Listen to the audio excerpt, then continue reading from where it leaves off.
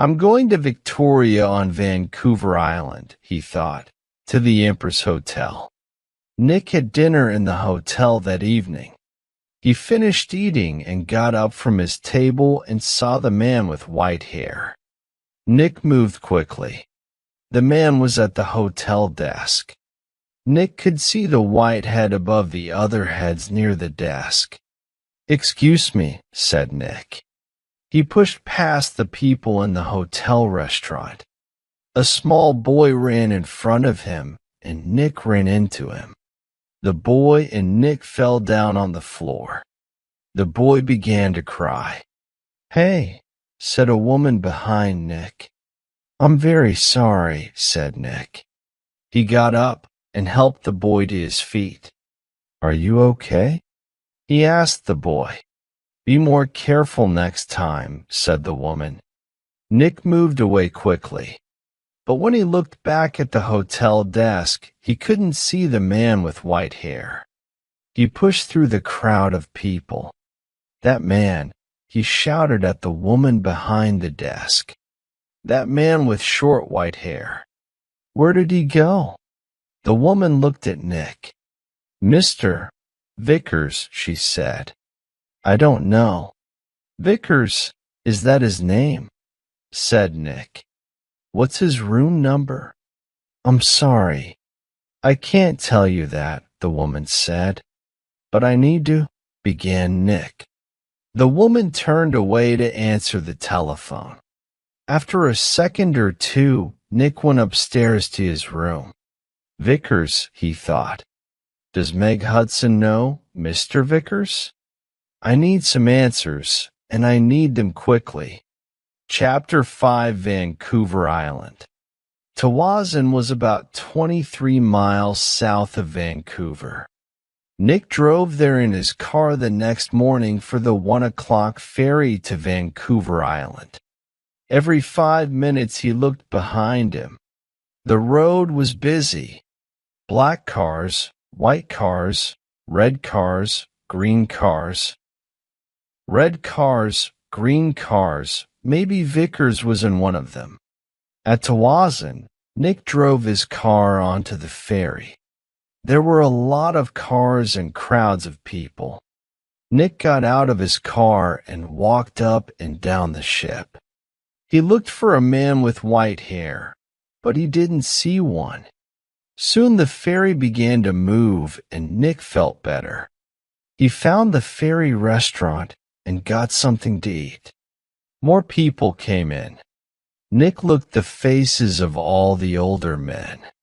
Some had hats on, so he looked for somebody tall and thin. But there was nobody. Maybe he's not on the ferry, Nick thought. Maybe he's back in Vancouver. Later, Nick walked around the ship again. Once, he thought he saw the man with white hair in the crowds, but he could not be sure. 90 minutes after leaving Tawazun, the ferry arrived at Swartz Bay on Vancouver Island, and Nick went back down to his car. Swartz Bay was 20 miles north of Victoria. Nick drove quickly and again looked behind him every 4 or 5 minutes. Once he saw a red car about 200 yards behind him. "Did I see that car on the road from Vancouver to Tawazun?" he thought. He drove more slowly, but the red car still stayed 200 yards behind him, and Nick couldn't see the driver's face or hair. Soon, he was in the busy streets of Victoria, and Nick didn't see the red car behind him again. Victoria was a city of gardens and beautiful old buildings. Nick liked Victoria very much, but today he wasn't interested in gardens or buildings. He found the Empress Hotel, went inside, and walked across to the desk. "Can I help you?" a young man asked Nick. "I'm meeting a friend here this afternoon," said Nick. "Miss Hudson." "Hudson," said the young man. "Wait a minute." He went away and came back. "Sorry, but there's no Miss Hudson staying here. Nick took something from his pocket. It was the photograph of Meg and her father from the magazine. This is her, he said. The young man looked at the picture. Oh, right. You mean Howard Hudson's daughter, he said. She's not staying here, but I saw her 10 or 15 minutes ago. She was with somebody, a man. He asked me about the tea room. The tea room, said Nick. Where's that? The man with short, white hair was tired. He couldn't sleep and he couldn't eat. He thought about only one thing all the time. He drove and he watched and he waited and he followed.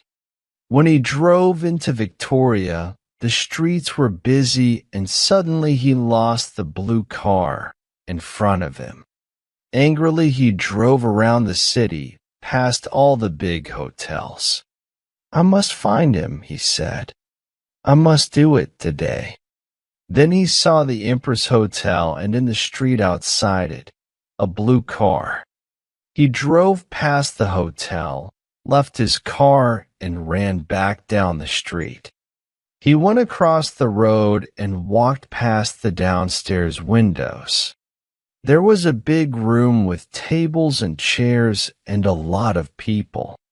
He looked carefully at all the faces. There she is, he said suddenly. There were two men with the girl.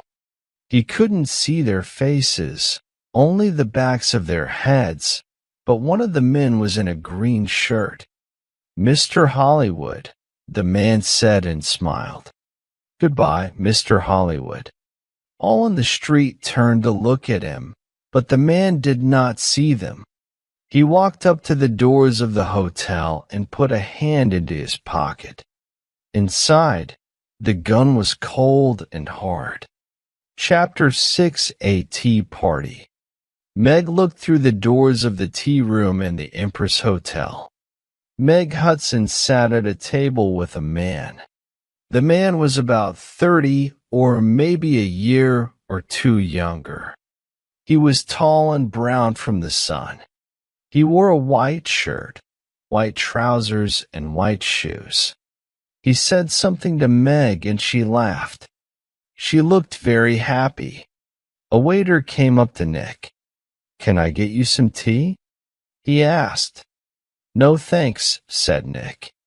I'm with the two people over there. And he walked across to Meg's table. Hello, mystery girl, said Nick. Remember me? We met at Whistler. Your name was Jen then, but maybe today it's Meg Hudson.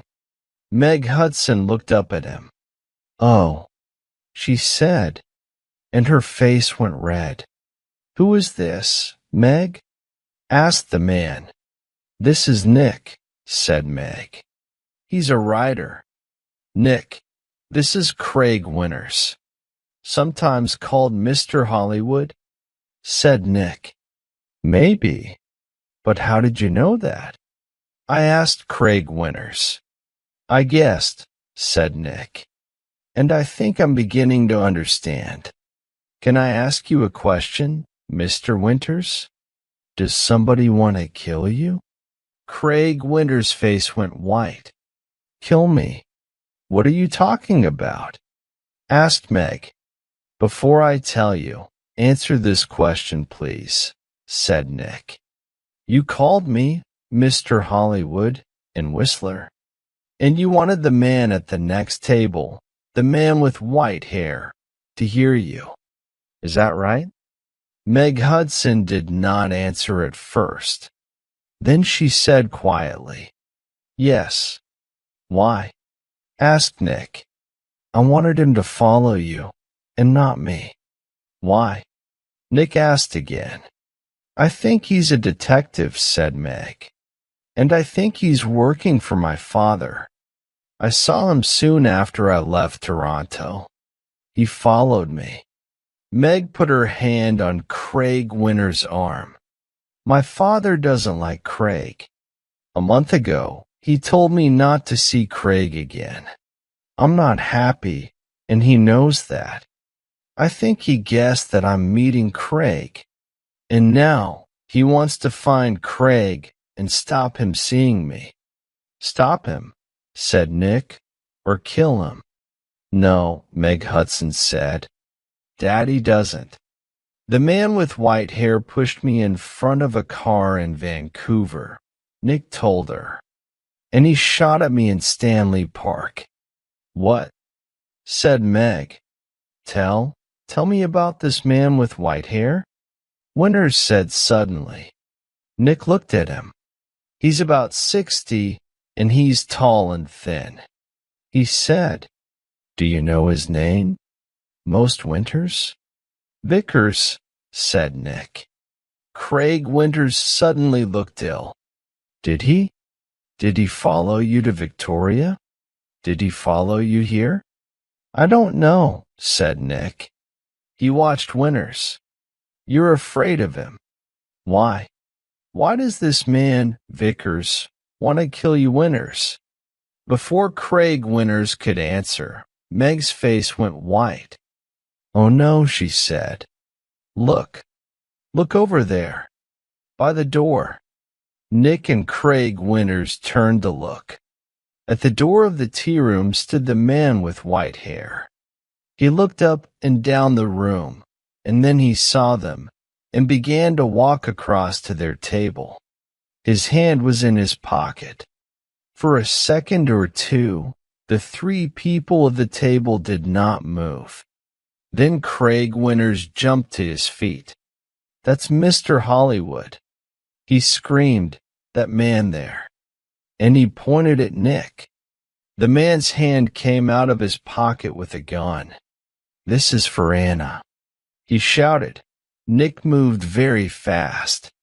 The tea table went over, and Nick was down on the floor in a second. The shot went over his head, and Meg screamed. At the same time, Craig Winters shouted out and put a hand on his arm. There was blood on his white shirt. Then more people began to scream, and two waiters pulled the man with white hair down onto the floor. "Get the police," somebody shouted. Chapter 7 at the police station. It was 7:30 p.m. Nick and Meg were in a room at the police station. The man called Vickers was in a different room with 3 detectives. There was a doctor with him too. Craig Winters was at the hospital. The door opened, and the detective came in with 2 cups of coffee. He put them down on the table and turned to go out again. "Detective Edmonds," Meg said. "Did the hospital call? Is Craig going to be all right?" "Winters," Detective Edmonds said. "Yes, he's going to be okay. Can I call the hospital now?" "Yes, Meg.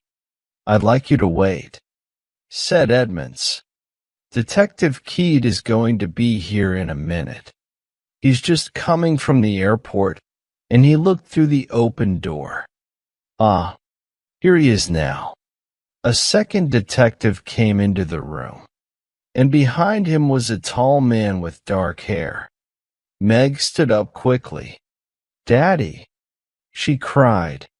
"What are you doing here?" "The police called me," said Howard Hudson, "and I flew here at once. Detective Keat met me at the airport. Now sit down, Meg. I want you to listen to me." He did not look at Nick. Meg sat down, and her father took her hands. "Meg, last week Johnny Vickers came to my house. He wanted to talk about his daughter. You remember Anna, Meg? 3 months ago, she jumped off a bridge in Boston and died. She was young, beautiful, rich, and she didn't want to live. Why? Because she loved a man, and the man took her money, ran away, and left her. And the man was called." "No," said Meg. "No." "Yes, Meg. Yes, he was called Mr. Hollywood. No, shouted Meg. She began to cry. That's right, Miss Hudson, said Detective Keat quietly. To you, he gave the name Craig Winters. When Anna Vickers knew him, he was Carl Windsor, but he liked all his girlfriends to call him Mr. Hollywood. He took nearly $50,000 from Anna Vickers, and there was a girl before that. No, it's not true, Meg shouted.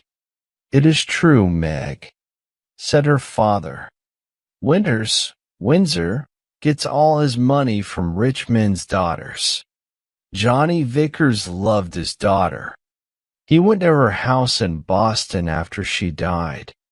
He read her letters and learned about the money and the name Mr. Hollywood. And when he came to my house, I told him about you, Meg. I said, my daughter's got a new boyfriend, and she calls him Mr. Hollywood. I don't like him, but I can't stop her. She's going away to meet him next week, I think. What can I do? Johnny put his hand on my arm, and he said, don't be afraid for your daughter. I'm going to find that man and stop him. Meg said nothing. Her face was very white. For a minute or two, nobody spoke. Then Detective Edmonds said, Vickers told us all about it, Miss Hudson. He followed you to Whistler and saw you with. Nick began to understand with me in the cafe, and Meg called me Mr. Hollywood. Howard Hudson looked at Nick. You're the travel writer guy, right? Lords. Nick Lords, said Nick. Vickers nearly killed me. He shot at me twice, But Howard Hudson was not very interested in Nick. He looked at his daughter again. How much money did you give him, Meg? He said, I gave him $25,000, said Meg. Only for 2 or 3 months, he said. Then She began to cry again. Well, you can say goodbye to that money, said Hudson angrily. What's going to happen to Vickers? Nick asked Detective Edmonds. Hospital, I think, said Edmonds. Okay. He shot at you, and about 50 people saw him. But he's not a well man. The doctors are going to put him away in a hospital. Howard Hudson stood up. Okay, Meg, I'm going to take you home. My plane is waiting at the airport. Meg followed her father to the door. Then she remembered Nick and turned. I'm sorry, she said. I got you into all this.